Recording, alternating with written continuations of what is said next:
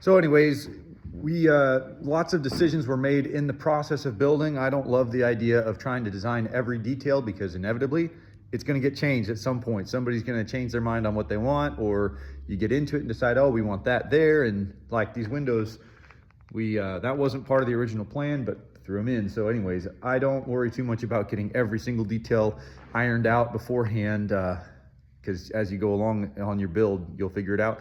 Something else I suggest is, again, if you can do this, buy windows either on Marketplace, or all of my windows came from Lowe's, and they were all clearance down because they were special order windows and they were wanting to get rid of them. So they had them marked down from, $350, $400, something like that, down to $200. And you can also negotiate with a lot of those box stores. If they've got stuff on clearance, a lot of times they'll let you negotiate with them and be like, hey, I think, so I got my windows for $150 a piece. Now, granted, I am an independent contractor. I do remodeling and various different things. So I've got a relationship with the store, with the managers there, but I started without that. So at some point you just start to get to know your local store managers, and sometimes they'll cut you some good deals. So that's something else I would highly recommend. If you're building, try to find stuff that you like that's clearance down, if you're building on a budget, of course, and then just make it work where you want it. So our window right here for the kitchen, it took me a long time to find that. That's what my wife was wanting, and it was at Lowe's. It was a special order window. It was a $1,500 window, and they had it marked down to $700. And I went and talked to somebody, and they were like, oh, we'll do $500 for it. And I was like, that's still a little more than I was wanting to spend on it. So then a couple days later, I went and talked to another manager, and he was like, well, I'll do $300. And I was like, that sounds great. That's what I was looking for. So it's a really nice window. It's a outswing casement crank window, and it'll be right in front of the sink. So that's nice. So anyways, yeah, if you can do that. The French doors right here, got them from a Habitat from Humanity. They were, a little bit cheaper than getting them from the box store. That door over there, right here, that was from Menards, and it was clearance down to, I want to say it was like $250.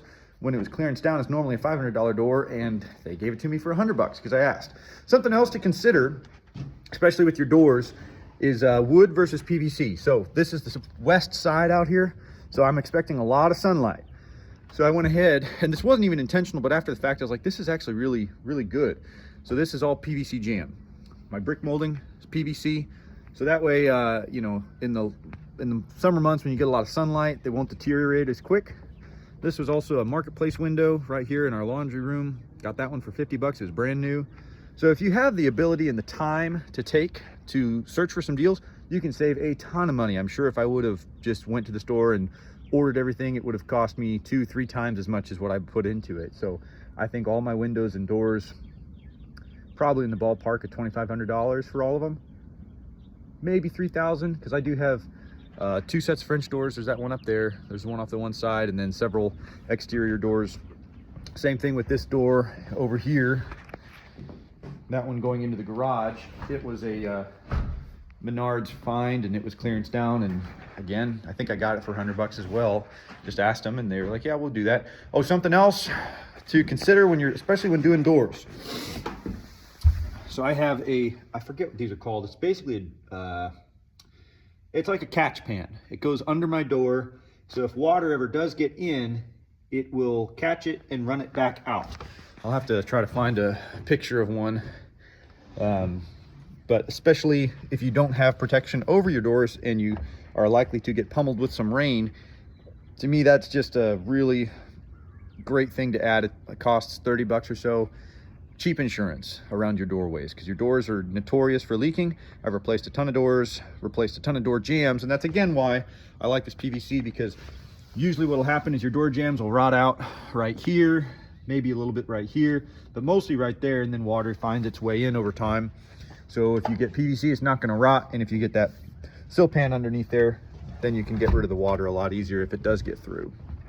So I don't know what else to say right now. I guess I do need to get you to the basement, but I'll have to get some lights down there. So once I do that, I'll give you a tour of the basement. So that's where our 2 bedrooms are, our main bathroom, and our utility room and all that. So we'll see you down there in the basement.